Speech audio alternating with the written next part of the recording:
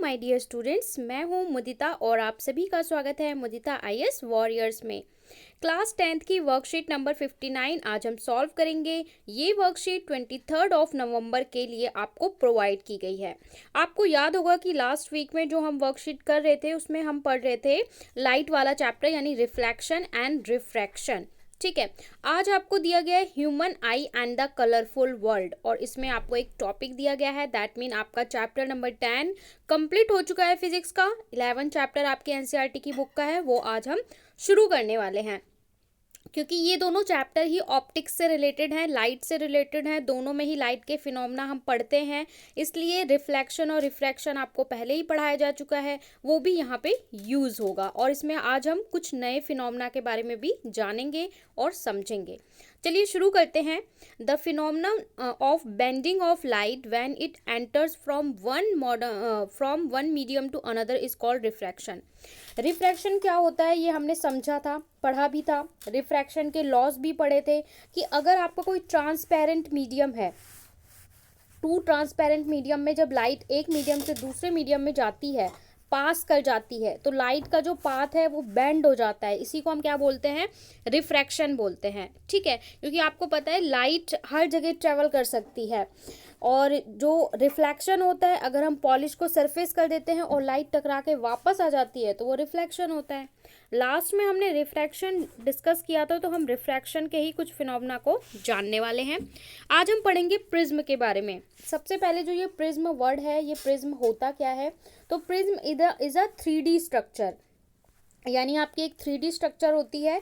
Triangle होता है, लेकिन 3D स्ट्रक्चर में ट्रायंगल होता है। आपने इस तरीके से देखा होगा, अगर नहीं देखा होगा तो जब भी आपका स्कूल खुलता है आप साइंस लैब जाके बोल सकते हैं कि हमें प्रिज्म दिखा दीजिए 3D स्ट्रक्चर, वो आपको दिखा देंगे। मतलब एक ट्रायंगल को आप इमेजिन करिए, वो ग्लास का होता है, कांच का, और 3D स्ट्रक्चर में होता है। तो प्रिज्म जो है ये आप देख सकते हैं। वैसे भी वीडियो सर्च करेंगे तो भी आपको प्रिज्म का वीडियो मिल जाएगा, आपको समझ में आ जाएगा। क्योंकि यहाँ पे जो स्ट्रक्चर दिया है ये 2D स्ट्रक्चर है। It is a pyramidal piece of glass with 2 rectangular base and 3 rectangular lateral surface area। तो अगर आप इसका स्ट्रक्चर देखें प्रिज्म का तो कैसा होता है? इसमें 2 ट्राइंगल बेसिस होते हैं, यानी इसमें 2 बेसिस होंगे। मैंने कहा 3D स्ट्रक्चर है, और 3 रेक्टेंगुलर लेटरल सरफेस इसका होगा। ठीक है, इसके पीछे एक होगा, एक साइड में होगा। एंगल ऑफ प्रिज्म, अगर हम एंगल्स की बात करें तो the angle between the adjoining lateral surface. इसके अलावा ये आपको दिखाया गया है। प्रिज्म के साथ भी हम कुछ एक्सपेरिमेंट करेंगे जहाँ पे आप रिफ्रैक्शन को और अच्छे से समझ पाएंगे। The refraction through prism. Refraction, जैसे हमने, आपको याद होगा, एक एक्सपेरिमेंट किया था ग्लास स्लैब वाला, कांच का ग्लास स्लैब लिया था और उसमें हमने रिफ्रैक्शन को समझा था और रिफ्रैक्शन की एक्टिविटी भी की थी। अब हम जो रिफ्रैक्शन का फिनोमेना है इसे प्रिज्म से समझना चाहते हैं कि देखिए दो चीज़ है। एक तो जो हमारी लाइट है, हमारी जो लाइट है उसके बहुत सारे गुण हैं। तो जो लाइट है अगर इस ग्लास स्लैब में जाती है तो वो बेंड हुई, बाहर निकली, तो उसकी कुछ अलग कैरेक्टरिस्टिक थी। अब हम कर रहे हैं कि भाई जो लाइट है वो प्रिज्म है, प्रिज्म में एंटर करेगी, पास होगी और बाहर निकलेगी, तब क्या होगा हम ये जानना चाह रहे हैं। ठीक है, तो वही हम एक्सपेरिमेंट के लिए तैयार हो गए। We have studied about refraction through a rectangular slab in previous chapter. पिछले चैप्टर में आपने पढ़ा था कि अगर हम ग्लास स्लैब में लाइट पास करते हैं तो क्या होता है। हमने देखा था कि जो लाइट है उसका पाथ थोड़ा सा बेंड हो जाता है। ठीक है, और उसमें हमने लॉ भी पढ़े थे। Refraction through a prism is slightly different from its sense that the direction of emergent ray is different from the direction of incident ray। लेकिन जो आपने ग्लास लैब वाला एक्सपेरिमेंट पढ़ा था और प्रिज्म का एक्सपेरिमेंट, थोड़ा सा इसका रिजल्ट डिफरेंट आएगा।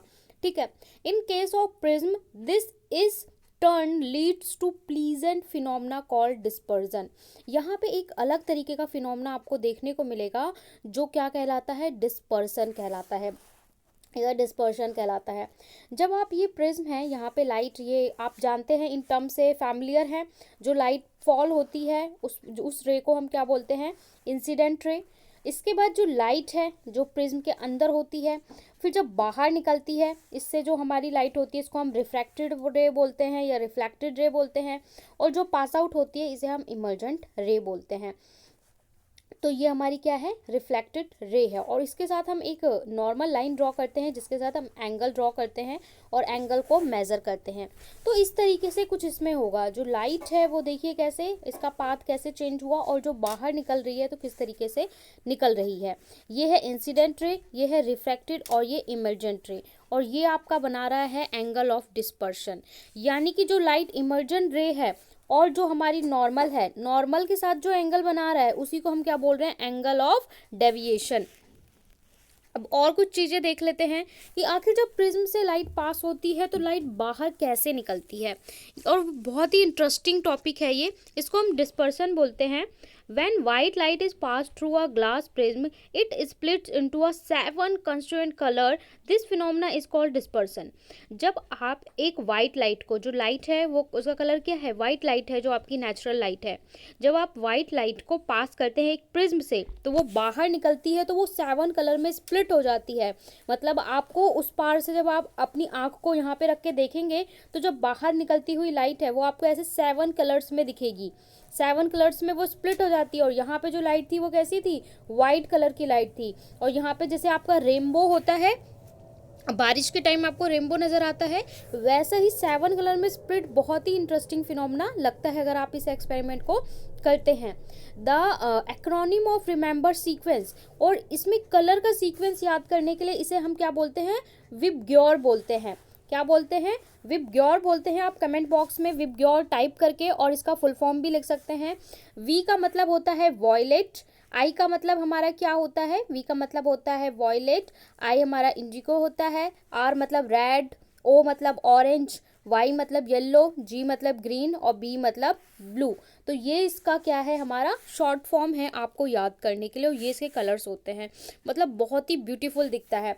आपने देखा होगा जो बारिश के बाद जो रेनबो होता है, हमें रेनबो नज़र आता है, वो क्यों नज़र के आता है, क्योंकि जब बारिश होती है तो एनवायरनमेंट में ड्रॉपलेट रह जाती हैं, यानी कि जो बारिश की बूंदें हैं वो एनवायरनमेंट में रह जाती हैं, और जब बूंद नीचे की ओर गिरती है तो वो एक प्रिज्म बन जाती है, 3D स्ट्रक्चर बन जाती है प्रिज्म। और जब प्रिज्म ऊपर से लाइट जब इसके अंदर से निकलती है, ठीक है, लाइट इसमें से पास होकर धरती पे आती है, तो हमें वो चीज़ रेनबो की फॉर्म में दिखता है, क्योंकि वो वाइट लाइट पास हो रही है और एयर में जो ड्रॉपलेट्स हैं उसकी वजह से हमें डिफरेंट, कई बार आपको कई रेनबो भी नज़र आते हैं, इसी वजह से आपको नज़र आते हैं। Why sky turns, why spectrum is formed. The white light is formed by the combination of 7 color. Each color have different wavelength. The angle deviation is different from different wavelength. अब ये बोल रहे हैं कि भाई जो डिस्पर्सन फॉर्म फिनोमेना है वो क्यों परफॉर्म हो रहा है, ऐसा क्यों होता है कि जो वाइट लाइट है, हम यहाँ से तो वाइट लाइट जा रही है, ये 7 अलग अलग कलर में क्यों फॉर्म हो रही है। तो जो आपकी वाइट लाइट होती है वो कॉम्बिनेशन होता है, वो 7 कलर से मिलकर ही बना हुआ है। जो हमारे सभी रंग हैं इन्हों से मिलकर ये वाइट लाइट बनी हुई है। तो जब हम इसे पास करते हैं प्रिज्म से तो हमारी हर लाइट का जो वेवलेंथ है वो अलग होता है। इसी की वजह से वेवलेंथ क्या होता है, ये सारी चीज़ें हम आगे डिस्कस करेंगे, टर्म्स करेंगे, ठीक है। वेवलेंथ लैम्डा इस तरीके से डिनोट करते हैं, इसे आप फर्दर क्लासेस में पढ़ेंगे। तो जो वेवलेंथ है ये डिफरेंट होता है, जिसकी वजह से एंगल ऑफ डेविएशन भी डिफरेंट होता है। एंगल ऑफ डेविएशन मतलब जिस एंगल पे लाइट बाहर निकलेगी, ठीक है। ये हमारा प्रिज्म है, ये तो हो गया इंसिडेंट एंगल, ये जिसमें रिफ्रैक्टेड और जहाँ से बाहर निकला है उसको अगर हम नापते हैं तो वो एंगल ऑफ डेविएशन होता है। और एंगल ऑफ डेविएशन अलग अलग कलर के लिए अलग अलग होता है, क्योंकि उसका वेवलेंथ भी डिफरेंट होता है। इसकी वजह से वो हमें 7 कलर्स में स्प्लिट्स हुए नज़र आते हैं। अगर सबका वेवलेंथ सेम होता तो हमें बाहर पास आउट होती हुई एक ही लाइट नज़र आती। एंगल ऑफ डेविएशन का क्या रिलेशन है या फॉर्मूला है, angle of deviation is equal to 1 wavelength, ये इसका फॉर्मूला है। अगर आपको कोई वेवलेंथ देता है बोल दे एंगल ऑफ डेविएशन निकालो, तो इसका आपको क्या है, रेसिप्रोकल कर देना है, सिंपल सा, और कुछ भी नहीं करना। Red color have longest wavelength deviation. The least violet color have had the shortest wavelength and deviation the most. तो देखिए जो लाल कलर है, रेड कलर है, उसका लॉन्गेस्ट लार्जेस्ट वेवलेंथ है और डेविएशन सबसे कम होता है, जिसकी इसका इन्वर्सली रिलेशन है। जिसका वेवलेंथ ज़्यादा होगा उसका डेविएशन कम होगा, जिसका वेवलेंथ कम होगा उसका एंगल ऑफ डेविएशन ज़्यादा होगा। इसलिए रेड कलर का बहुत कम डेविएशन होता है, वॉयलेट कलर का बहुत ज़्यादा होता है, क्योंकि उसका वेवलेंथ बहुत कम होता है। इसके अलावा आपको दिखाया गया है रेनबो के बारे में बताया गया है, मैंने आपको रेनबो के बारे में पहले ही बता दिया। It is the natural spectrum that appears in sky, जो 7 कलर का ये फॉर्म होता है इसे स्पेक्ट्रम कहते हैं। और जो स्काई में रेनबो बनता है ये एक नेचुरल फिनोमेना है। It is caused by the dispersion of sunlight bye टिनी water droplet, छोटी छोटी बारिश की बूंदों की वजह से ये हमें रेनबो नज़र आता है। Present in the atmosphere, a rainbow is always formed in the direction opposite to that of sun. Rainbow हमेशा जो सन है उसकी विपरीत दिशा में आपको नजर आएगा, ठीक है। The water droplet act like a small prism, जो छोटी छोटी बूंदें होती हैं वो ड्रॉपलेट वो कैसे काम करती हैं, प्रिज्म की तरह, और प्राकृतिक prism, natural prism. When sunlight enters water droplet it get refracted and dispersion, जब सनलाइट सूर्य की ऊर्जा हमारी ड्रॉपलेट के अंदर से निकलती है तो वो हमें रेनबो के नज़र फॉर्म में नज़र आता है। Then reflected internally, finally refracted again and it out of rainbow, और वो हमें रेन ड्रॉप और रेनबो की फॉर्म में नज़र आता है। तो ये जो रेनबो का फिनोमेना है ना, यहाँ पे आपको दिखा, ये इमेज देख सकते हैं कि किस तरीके से, ठीक है, किस तरीके से ये सनलाइट है या आपकी ड्रॉपलेट है, किस तरीके से इस पर लाइट पड़ रही है, रिफ्रैक्शन हो रहा है, dispersion, total internal reflection, TIR क्या होता है ये भी हम पढ़ेंगे आगे, ठीक है। और जब बाहर या आप यहाँ से देख रहे हैं तो आपको क्या नज़र आ रहा है, आपको रेनबो नज़र आ रहा है, तो यही फिनोमेना होता है। अब देख लेते हैं आज आपको क्या क्वेश्चंस दिए गए हैं। आई होप आपको मज़ा आया होगा, काफ़ी इंटरेस्टिंग टॉपिक है कलरफुल वर्ल्ड। क्वेश्चन 1 में बोला है कि in list the difference between refraction through a glass slab and reflection through a prism. उन डिफरेंस को आपको लिस्ट करना है कि आपने एक्सपेरिमेंट किया ग्लास स्लैब से रिफ्रैक्शन करना और इससे प्रिज्म से, तो इसमें आपको क्या क्या डिफरेंस मिलते हैं। दूसरे में बोला है how rainbow is formed after rain, बारिश के बाद रेनबो कैसे फॉर्म होता है। तीसरे में बोला है the colours red have the dash wavelength while violet have the dash wavelength, अभी हमने डिस्कस किया था। और फोर्थ में बोला है define angle of deviation of a prism, तो एंगल ऑफ डेविएशन क्या होता है उसको आपको डेफिनेशन लिखनी है। सारे आंसर मैं आपको रिटन फॉर्मेट में दूंगी, उससे पहले आपके लिए कोविड अप्रोप्रिएट बिहेवियर मैसेजेस, जिसे कैब मैसेज कहते हैं। Wash your hands with soap and water regularly to fight against COVID, आपको सेफ रहने के लिए अपने हाथों को धोते रहना है, ठीक है। चलिए सॉल्यूशन देख लेते हैं।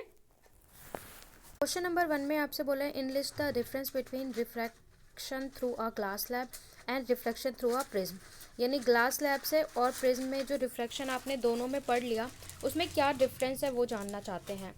तो आप एक टेबल बनाएंगे, एक में लिखेंगे ग्लास स्लैब, एक में लिखेंगे प्रिज्म। ग्लास स्लैब में क्या पढ़ा था, emergent ray is parallel to the incident ray, emergent ray और इंसिडेंट रे दोनों पैरेलल होते हैं। अगर आपको डायग्राम याद हो तो इस तरीके से ग्लास स्लैब में होता है, यहाँ से लाइट एंटर होती है, इंसिडेंट रे थोड़ा सा बेंड होती है और ये होता है आपका, तो ये जो लाइन है ये पैरेलल आती है, ठीक है। जबकि प्रिज्म में क्या होता है, emergent ray bends at an angle to direction of incident ray, और ये बेंड हो जाती है इंसिडेंट रे की डायरेक्शन में, इमर्जेंट रे किसमें, प्रिज्म में। दूसरा डिफरेंस है the sine of the ratio of sine i by sine r, जो हमने पढ़ा था sine i by sine r remains constant, जो हमने रेशो पढ़ा था कि sine i by sine r जो लॉ ऑफ रिफ्रैक्शन था वो कांस्टेंट रहता था, इसलिए इसका ग्राफ कैसा बनता है, स्ट्रेट लाइन बनता है। इसमें क्या होता है, as the angle of incidence is increased the angle of deviation first decrease passing through minimum and then increase, पहले एंगल ऑफ डेविएशन डिक्रीज होता है, बाद में मिनिमम में जाने के बाद इंक्रीज होता है। तो ये आपके दो डिफरेंस हो गए। आगे देख लेते हैं। क्वेश्चन 2 में बोला है how rainbow is formed after rains, बारिश के बाद रेनबो कैसे फॉर्म होता है।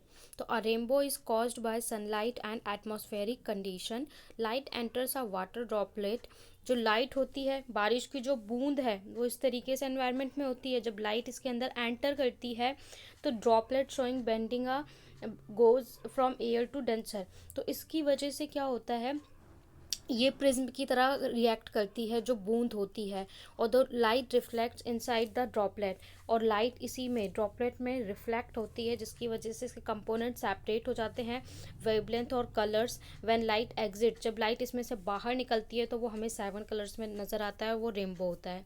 ये आपका आंसर नंबर 2 है, स्क्रीनशॉट ले सकते हैं यहाँ से भी और टेलीग्राम से भी कर सकते हैं। थर्ड क्वेश्चन में बोला है the colour red have the dash wavelength while violet colour have the dash. तो रेड कलर का क्या होता है, लॉन्गेस्ट वेवलेंथ होती है, तो यहाँ पे आ जाएगा लॉन्गेस्ट। ठीक है, सॉरी, यहाँ पे आ जाएगा लॉन्गेस्ट, मैंने यहाँ पे ग्रीन कलर से कर दिया है। और जो वॉयलेट है उसका शॉर्टेस्ट क्या होता है, यहाँ पे आ जाएगा वेवलेंथ, तो ग्रीन जो है आपके ये फिलअप है। क्वेश्चन 4 में बोला है define angle of deviation of a prism. Angle of deviation को प्रिज्म का डेफिनेशन लिखनी है। In prism the angle of deviation the incident ray and the emergent ray is called the angle of deviation.